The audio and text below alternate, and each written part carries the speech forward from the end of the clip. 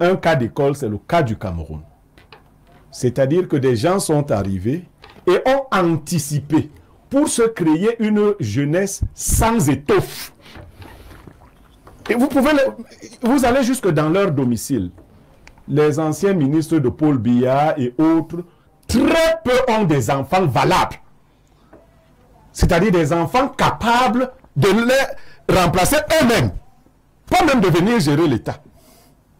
Donc ils ont fait ça parce qu'ils se sont donné à eux-mêmes une forme d'éternité. Ils ont des enfants qui ne valent pas souvent grand-chose. Et ainsi tu verras, je connais un ministre de Paul Biya qui a arraché l'épouse de son enfant pour montrer à son enfant que tu es jeune. Ah bon? Oui, je suis vieux, mais je suis encore plus valable que toi. Bonjour à tous les Camerounais qui nous écoutent, surtout aux Camerounais de la localité de Nkout 2. Nkout 2 qui est situé à cheval entre l'arrondissement de Zoétélé et l'arrondissement de Samlima dans la région du Sud. Ce n'est pas de manière simple que je convoque les populations de cette localité Nkout 2 où le chef du village a pris la liberté sur lui d'aller, n'est-ce pas, détruire la plaque du mouvement pour la renaissance du Cameroun qui avait été implantée par l'unité d'Nkout 2 MRC. Et le chef de ce village s'est vanté d'avoir le soutien des autorités pour, n'est-ce pas, aller vandaliser la plaque d'un parti politique dans un pays qui voudrait le pluralisme politique. Donc, courage à ceux de Samlima et à ceux d'Nkout 2. Nous n'allons pas lâcher prise, nous allons forcer notre dynamique au nom de la démocratie et de l'état de droit pour que le MRC soit implanté dans les 10 régions de la région du Cameroun et dans tous les coins. Je déclare dans une courte vidéo que tous ceux qui sont du MRC doivent quitter le village Nkout 2. Et pourquoi? Parce qu'ils sont du MRC, il n'y a pas une autre raison. Et on l'a même vu en dehors du fait d'aller détruire la plaque. Il est entré, il a violé le domicile de l'un des militants du MRC en place pour aller enlever les gadgets, les t-shirts et autres. Il est également allé l'agresser à son lieu de travail. Il suivait l'antenne d'une compagnie de télécommunications de la localité, violé avec un fer de 8, on l'a tabassé, on l'a mené à la chefferie, on l'a tabassé avant d'aller démonter la plaque. Donc il revient au chef d'expliquer de manière officielle quelles sont les motivations pour lesquelles il peut aller prendre le dessus sur lui. Il y a les autorités, c'est les autorités de l'arrondissement de Samlima. On constaté que le MRC ne doit pas s'implanter pour une raison quelconque. Il revient aux autorités, monsieur le sous-préfet et son état-major, par exemple, de procéder soit, je ne sais pas, une mesure administrative quelconque ou contraignante, et non de voir un chef du village qui prend l'arrache-clou, il dit filmez-moi, il démonte la plaque, les vidéos circulent et il dit il a le soutien des autorités. Nous faisons comme si tous les jeunes se ressemblaient d'un côté et de l'autre côté tous les vieux se ressemblaient. Tout à fait. À partir de là, nous biaisons l'analyse. Dans le groupe des vieux, il y a une catégorie de vieux qui s'organise pour martyriser une catégorie de jeunes. Quand cela arrive au pouvoir, ils organisent, quel que soit le pouvoir, ils organisent le pouvoir de telle sorte qu'ils l'éloignent suffisamment des aspirations des jeunes. Ils ne prévoient pas des mécanismes de remplacement. Ils travaillent dans ce sens-là. Et vous pouvez le voir. Et ainsi, ils leur arrachent les positions de pouvoir. Ils s'éternisent au pouvoir.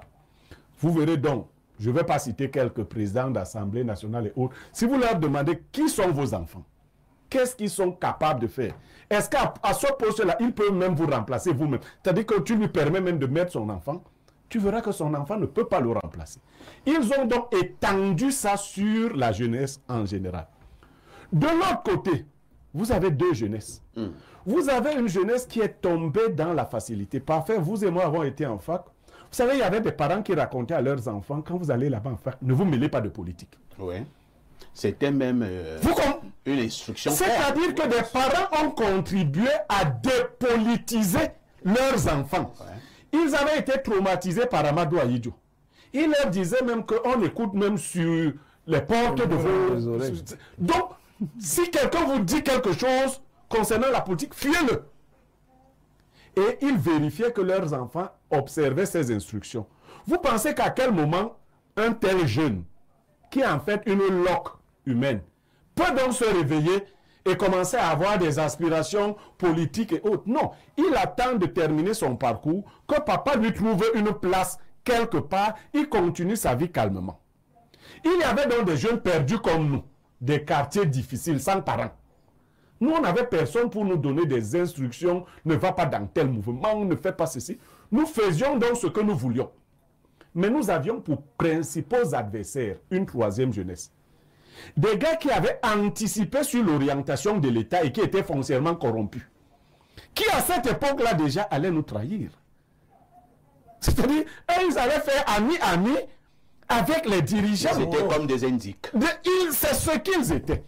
L'État du Cameroun donc a récupéré certains d'entre eux, les a placés dans des positions particulières. Il faut dire que parmi les gens qui vont même de 40 à 100 ans, il y a des personnes correctes qui peuvent bien faire des choses. Parmi les jeunes, il y a des personnes incorrectes. Moi, je vous dis, parmi les jeunes qui ont été candidats là, il y en a beaucoup qui sont très incorrects. Je préférerais encore un mauvais vieux à ces jeunes-là, parce que s'ils sont présidents, tellement ils sont encore jeunes et ils sont incorrects, qu'ils nous pousseront dans la bêtise pendant très longtemps, ayant la capacité de vivre encore très bien. Je veux dire que le grand mal, c'est qu'on a réussi déjà à segmenter la jeunesse, d'une part. D'autre part, à dépolitiser une bonne partie de la jeunesse. Finalement, elle ne parle plus comme un bloc. On vous a dit, si tu peux avoir un ami, tu peux être jeune. En fait, chacun a les amis qui raisonnent comme lui. Moi, j'ai des vieux amis, mais c'est des gens éthiques. Maintenant, si tu vois un jeune soutenir un mauvais vieux, c'est un jeune sorcier. Oui, il faut le savoir. Que c'est un jeune sorcier qui soutient un mauvais vieux, parce que ce vieux aussi est sorcier, il a reconnu. C'est comme ça que ça... des atomes crochés. Oui, tout ça, tout à fait. C'est pour cela que vous verrez des gens dire que même si le président ne peut plus se lever, il sera notre président. C'est des sorciers. Ces jeunes-là, c'est des sorciers que le président a identifiés et il les met en mouvement. Pareil. La cause jeune n'a pas été entendue. Moi, je vous ai élaboré ici de manière laconique, n'est-ce pas, la perspective et le trajet de M. Biya, qui arrive aux affaires à 29 ans, en 62, et 20 ans après, il est président de la République, il a 49 ans. Je vous ai fait comprendre qu'à M. Biya, lui seul, il a endigué des générations et des générations de jeunes qui aspiraient également à la charge publique, à de hautes sphères. Il a endigué et absorbé à lui seul plusieurs de ses compagnons déjà, et ceux qu'il a vus pratiquement naître, et qui aujourd'hui sont en dérapage, et ils n'espèrent même pas.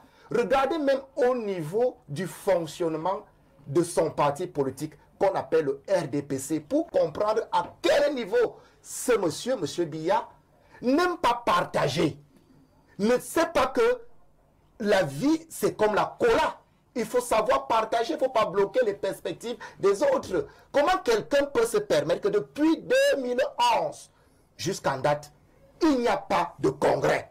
Parce qu'il connaît les enjeux d'un congrès pour le renouvellement, non seulement du comité, du comité central, mais également du bureau politique qui est aujourd'hui tenu sur béquille, parce que son nombre de représentants n'est même pas au grand format. Ça veut dire qu'il empêche complètement que ceux qui l'ont tenu se soutiennent d'hier dans leur jeunesse, soit de ses relayeurs demain. Tout est verrouillé, tout est bloqué. Et aujourd'hui, pourquoi est-ce que les jeunes, même ceux d'aujourd'hui, ne sont pas avec un tel personnage? Regardez le taux d'émigration jeune. Combien de jeunes quittent ce pays, même ceux qui ont déjà le matricule, pour aller à l'extérieur en quête d'épanouissement, en quête d'un meilleur cadre de vie où ils peuvent faire valoir leurs compétences. Parce que monsieur Biya n'a pas été la cause de la jeunesse, ni en 80, ni en 90. Quelqu'un vient de vous convoquer les événements, cette fameuse phase de 90, aux écoliers l'école, aux politiciens la politique. Ça veut dire qu'il a endigué la société, borné, fixé les bornes, réduit les aspirations des uns et des autres, les compétences des uns et des autres. Et ça, c'est une vérité et une logique pour les longévitistes. C'est-à-dire, quand on a une aspiration éternitaire, on ne manœuvre que pour soi. Il ne pouvait donc pas manœuvrer pour la jeunesse, qui aujourd'hui est en train de partir. Elle part, elle envoie donc un message fort, que si c'est toujours un vieux qui est là, et surtout lui, nous ne sommes pas d'accord, nous on préfère partir. Cette immigration-là a une connotation politique. C'est une façon de dire que nous on préfère partir. Donc, je dis, il y a une litanie d'exemples qu'on peut dérouler ici, pour vous dire qu'il y a eu une scission entre M. Biya et les différentes générations. Il en a accumulé plusieurs, qui pouvaient croire hier, mais à un moment donné, n'ont plus cru. Quand je le dis, je voudrais peut-être apporter un éclairage. Quand je parle de 65 ans à 75 ans, parce que moi ça intrigue beaucoup sur ce plateau. Quand je parle de 65 ans, je parle de la soixantaine. Non. Vous comprenez?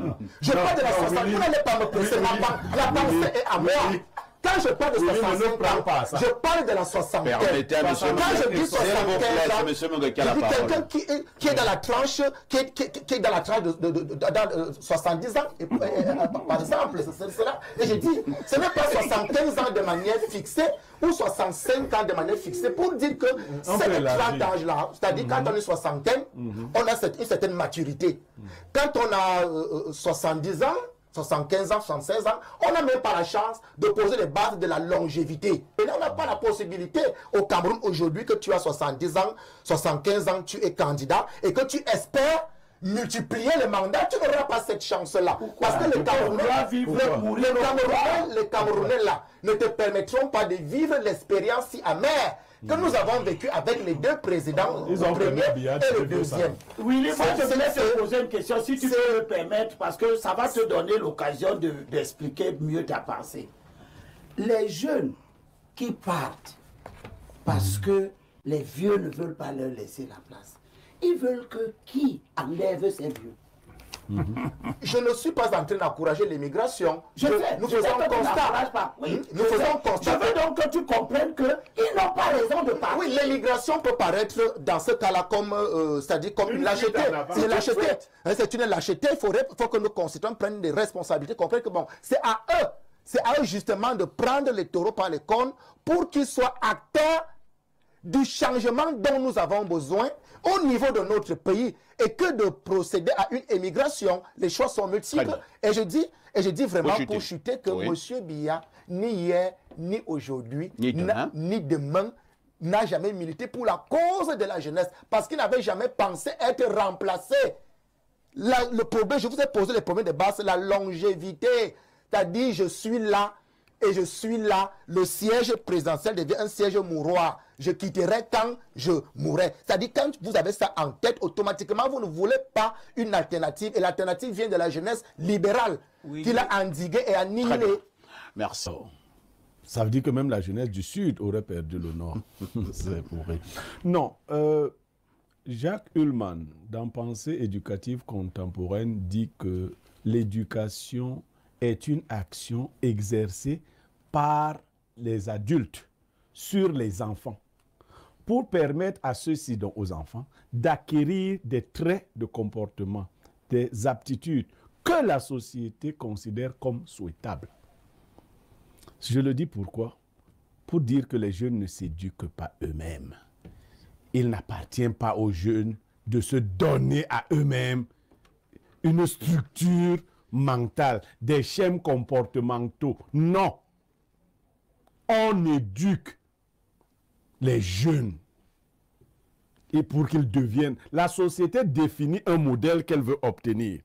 Elle schématise et elle donne les instruments aux différentes structures d'éducation pour obtenir en fin de compte le modèle avec un stéréotype au départ ou un archétype. On a donc dit que le jeune Africain, le jeune Camerounais, à 20 ans doit être tel individu. Vous verrez donc au niveau des sociétés traditionnelles qu'il y avait cette organisation. Les déviances que nous observons dans la jeunesse d'aujourd'hui existaient dans notre jeunesse et même dans celle qui nous a précédés ou celles qui nous ont précédés. Sauf que les créneaux et les canaux de diffusion n'étaient pas les mêmes. Nous, dans ma jeunesse, nous faisions nos bêtises au quartier et l'école était sacrée autant que l'église. C'est-à-dire que à mon époque, il y avait les partous. On les appelait l'ompoti. Ah bon? Oui. Vous en avez participé? Je dis ce qu'il y avait à mon époque. Je n'ai pas dit que tout le monde. J'ai vécu par exemple en Balmayo, au quartier Aubec. J'ai un grand frère qui a organisé l'ompoti à Aubec. Il a arrêté de le faire, vous savez comment? Non. Le jour où on a pris sa petite sœur dans l'ompoti, il n'a pas su. Quand son tour de passer est arrivé, pendant qu'il passait, on a allumé. Il a donc su que c'était sa propre petite sœur, même père, même mère. Incroyable. L'ompoti s'est arrêté à Aubec. C'était le promoteur. Mais nous n'amenions pas ça à l'école ou à l'église. Les jeunes d'aujourd'hui ont brisé une autre barrière qui n'était pas brisée à notre époque. Il n'y a plus de lieu sacré. Il n'y a plus de lieu d'interdit. C'est-à-dire on peut faire tout n'importe où. Je vous assure, j'ai déjà observé des vidéos dans lesquelles, en pleine église, des jeunes sont en train de se faire des attouchements dans l'église du Seigneur. C'est-à-dire ils veulent voir jusqu'où. Et c'est un courant de certains intellectuels, hein, les déconstructivistes. Le professeur Mathias Onang, il ne vous en dira plus. À un moment, on brise tout ce qui était interdit. On veut toucher à tout ce qu'on a dit. Oui, la liberté totale. Donc c'est ce qui donne l'impression que cela s'est aggravé. Les jeunes aujourd'hui, quand ils sont au quartier, ça ne les excite pas. Mais de le faire en pleine salle de classe, ils montrent qu'ils ont brisé le mythe de l'école. Que maintenant, on le fait, le professeur est en salle, et nous, nous faisons l'amour dans la même salle. Et d'autres camarades approuvent, ils filment, ils applaudissent. C'est l'échec d'une société globale. Les jeunes ont été abandonnés, les parents ayant été eux aussi abandonnés. Hein, parce qu'il faut éduquer les jeunes. Mais qui va les éduquer quand les parents même ne sont pas éduqués? Les parents même ont des déficiences profondes. Vous voyez que les parents ont le souci de donner une orientation. Les juristes disent nul ne peut transférer plus de droits qu'il n'en a reçu. En pédagogie, nous disons que nul ne peut donner ce qu'il n'a pas. Beaucoup de parents souhaitent que leurs enfants soient bien éduqués, mais eux-mêmes ne sont pas bien éduqués. Du coup, ils transmettent simplement ce qu'ils ont. Au final, une jeunesse qui n'a pas d'activité réelle. On vous a dit ici, nous commencions à travailler très tôt, même comme étudiants. Hein. Bien sûr. Nous travaillons déjà. Mais vous avez des jeunes, puisque les vieux ne meurent pas au Cameroun. Les vieux occupent toutes les fonctions. En offre, je vous ai dit quelque chose sur le professeur Onangine ici, qui aura 60 ans dans 4 ans. Il n'a pas encore été considéré comme quelqu'un à qui on doit donner une fonction. À 60 ans, on prend la retraite dans les... Lui, il est du corps d'enseignement supérieur, c'est 65 ans. On présente encore au Onangini comme un jeune, comme un enfant qui doit attendre. Il doit attendre quoi? Il a à 4 ans de se retirer de tout cela. Normalement, s'il était un enseignant, par exemple, du secondaire, s'il était même de l'armée, il se retirerait. Donc, bon, peut-être que le professeur Onangine également, lui, c'est ce qu'on appelle patience. Non, je prends simplement un cas. Pourquoi je dis non? Pourquoi je dis Onangine? Je dis Onangine, pas pour le. Pour que les vieux restent là d'abord. Pas ici. Je prends le cas de Onangine, comme je comprends bien, parce que nous voyons un jeune qui a tous les outils. Est-ce que je suis encore jeune? Non, je dis, même quand il était... le NDPC sait que tu es jeune, que tu es même bébé. Puisqu'il fallait même que ton père meure pour qu'on commence même à savoir que tu peux même exister. Si ton père vivait encore, là alors, ce serait... Puisque tes pères, les femmes Ndogo... Les femmes Ndogo est encore là. Le fils est là. Femme Ndogo va laisser pour que tu prennes. Tu es encore bébé. Donc ce genre de logique... Si tu as donc un jeune comme ça, entre guillemets, à qui on ne peut rien confier, les jeunes qui sont moins que lui vont penser à quoi? Ils vont penser aux exutoires parce qu'ils sont dépassés. Et il a développé... On va chuter. Je vais chuter. Il a développé une théorie. Il y a 2 façons de s'exiler. On peut sortir de soi ou rentrer en soi-même et se perdre à l'intérieur de soi-même. Les jeunes ont choisi les 2 options. Ils sont totalement déconnectés. Très bien. Ils boivent comme des chameaux. Ils font l'amour comme des porcs. Ah bon? Vous permettez. Donc, c'est pour se suicider, en fait. Je crois que vous avez très bien formulé la thématique, hein, parce que ça résume à votre question, pour dire à qui la faute. On ne peut pas aujourd'hui, au regard des multiples cas de déviance morale que nous accumulons et que nous capitalisons apparemment de manière avec une certaine inefficacité à la réaction, on ne peut pas dire que le Cameroun n'est pas en crise de moralité. Le Cameroun connaît une crise de moralité dans plusieurs domaines et plus particulièrement ces dernières années sur le domaine du comportement de nos jeunes en matière de choix et de pratiques sexuelles. Les choix sexuels et les pratiques sexuelles qui s'inscrivent dans la déviance totale. Et vous savez très bien que la moralité, au même titre que la normalité, sont des gages de l'ordre public. Il ne faut pas qu'on observe une certaine confusion, une certaine moralité qui est écorchée ou une certaine normalité qui est tenue sur béquille, comme c'est le cas actuellement. Il faudrait bien que nous sachions que dans notre société, les codes de l'ordre public, les voici en matière de comportement sexuel, les codes de l'ordre public, les voici en matière de comportement de nos jeunes en milieu scolaire. Malheureusement, nous accumulons donc un ensemble de déviances très constatées et qui portent un coup, ici et là. Je voudrais peut-être revenir sur une pensée du philosophe Sénèque. C'est une saillie. Il a fait une observation en latin. Il dit « errare humanum est, perseverare diabolicum ». C'est-à-dire l'erreur est humaine, la persévérance devient diabolique. Pour dire que dans un premier temps, on pouvait croire que nos jeunes commettaient des erreurs par omission, par ignorance, mais alors une amplification, une répétition de ces erreurs voudrait convoquer la présence du diable en milieu scolaire dans le comportement jeune en ce qui concerne les choix et les choix sexuels, les orientations sexuelles. On a envie de se poser la question si les garants des modèles de notre société observent avec une certaine patience, alors que la société est en train de cliver, l'humanité au Cameroun est en train de vaciller vers la bestialité, c'est-à-dire au nom de la liberté des choix sexuels, au nom de la liberté des pratiques sexuelles, l'humanité vacille-t-elle en bestialité, encore que les bêtes observent les lois naturelles en matière de pratiques sexuelles. Vous n'allez pas trouver l'écureuil mâle avec un autre écureuil mâle, ni un lapin mâle avec un autre mâle, un lapin mâle. Mais le lapin mâle, c'est qui va avec un lapin femelle, ainsi de suite. Un rat mâle, c'est qui va avec un rat femelle, ainsi de suite. Mais chez nous, c'est le contraire au niveau de l'humanité, au niveau du Cameroun. C'est pour cela que il faut tout de suite et maintenant consulter la position des garants des normes, des garants de la moralité publique au niveau du Cameroun. Madame Mimche Bengono du RDPC a convoqué des éléments très importants tout à l'heure. La responsabilité de l'État.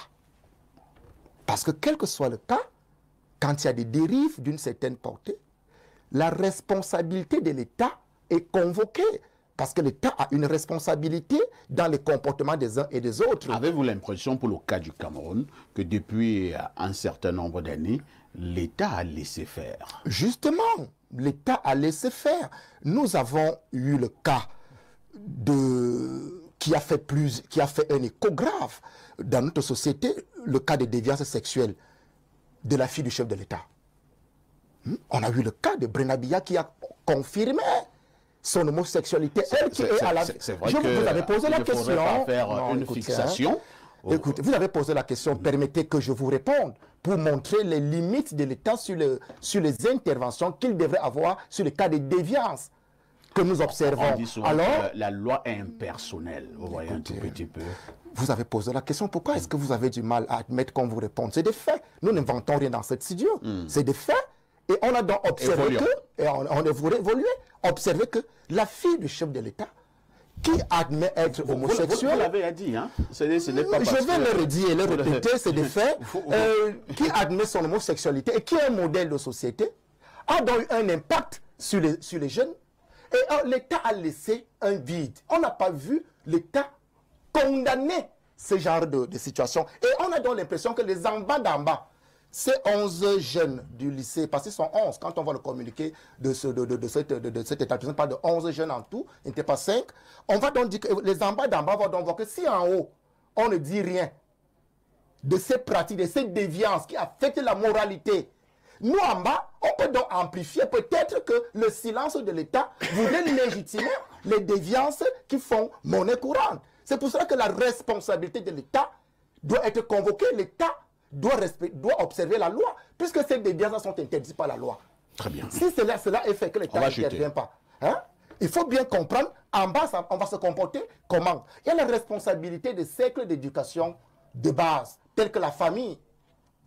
La famille, nous avons une responsabilité, nous les parents, de contrôler au maximum nos enfants pour les orienter dans la normalité et la moralité. C'est vrai qu'on a un contrôle aujourd'hui, nos parents, bien sûr, ont un contrôle limité, parce qu'il y a tout un environnement qui influence ces jeunes-là. Parce que quand ils sont fixés dans des informations, dans les réseaux sociaux et autres, tout ce qu'ils apprennent là-bas de mauvais, ils ne nous écoutent plus. Mais on doit forcer, sachant que l'autorité parentale a une ascendance sur l'enfant. Il faut que le cercle familial s'y prenne. Il y a les chefferies traditionnelles qui sont gages de nos us et coutumes, qui doivent relayer cela. C'est-à-dire qu'il faut organiser dans les chefferies les causeries éducatives pour que nos jeunes comprennent que quand on leur dit que les partous qui font le lit de l'homosexualité, parce que quand une fille va avec plusieurs hommes, ces hommes-là ont la tendance à devenir des homosexuels. Et quand un homme va avec plusieurs filles, ces filles-là ont une tendance à devenir des lesbiennes. C'est ça la conséquence. C'est-à-dire, pour que les cercles d'éducation traditionnels, les chefferies traditionnelles, leur disent que ces pratiques-là, nous ne les aimons pas. Ce n'est pas dans notre culture. Nous ne sommes pas, nous n'allons pas tout importer. On doit donc